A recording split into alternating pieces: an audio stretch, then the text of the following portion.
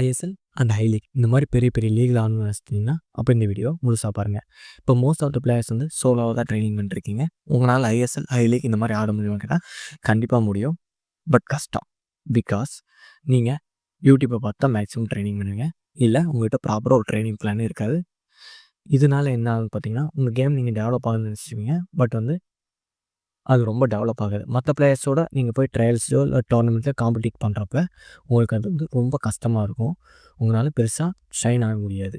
So என்னோடய best opinion என்னென்னா, ஒரு நல்ல அகாடமி ஆர் ப்ராப்பராக ட்ரைனிங் கொடுக்குற டீமில் போய் ஜாயின் பண்ணுங்கள். பிகாஸ் உங்களுக்கு அதில் மட்டும்தான் ப்ராப்பரான ட்ரைனிங் கிடைக்கும். அதுவும் இல்லாமல் அடுத்து என்ன பண்ணலாங்கிற ஐடியா வரும். அங்கே கோச்சஸ் இருப்பாங்க. அவங்க மூலிமா உங்களுக்கு நிறைய கனெக்ஷன்ஸும் கிடைக்கும். அதுக்கப்புறம் மெயினான விஷயமே மேட்ச் எக்ஸ்பீரியன்ஸ் தான். இதை வந்து டைனியாக ட்ரெயின் பண்ணிருக்கப்ப உங்களுக்கு கிடைக்காது. ஸோ இது ஒரு பெட்டர் ஆப்ஷனாக இருக்கும் உங்கள் கேமை டெவலப் பண்ண. அதை எப்படி நான் கிளப்பை கண்டுபிடிக்கிறதுன்னு கேட்டிங்கன்னா, கூகுளில் போய்ட்டு உங்கள் ஊர் பேர் போட்டு ஃபுட்பால் அகாடமின்னு போடுங்க. அதுவே உங்களுக்கு காட்டும். அதில் நீங்கள் விசாரித்து நல்ல அகாடமியாக போய் ஜாயின் பண்ணிக்கோங்க. அதுக்கப்புறம் ட்ரையல்ஸ் அட்டன் பண்ணுறது மூலிமா நீங்கள் பெரிய பெரிய கிளப்ஸை ஜாயின் பண்ண முடியும்.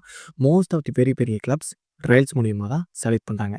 ஸோ உங்களுக்கு இதை பற்றி ஃபுல் டீட்டெயில்ஸ் வேணும்னா கமெண்ட் பண்ணுங்கள். நான் அடுத்த வீடியோ உங்களுக்கு இதை பற்றி ஃபுல்லாக போடுறேன்.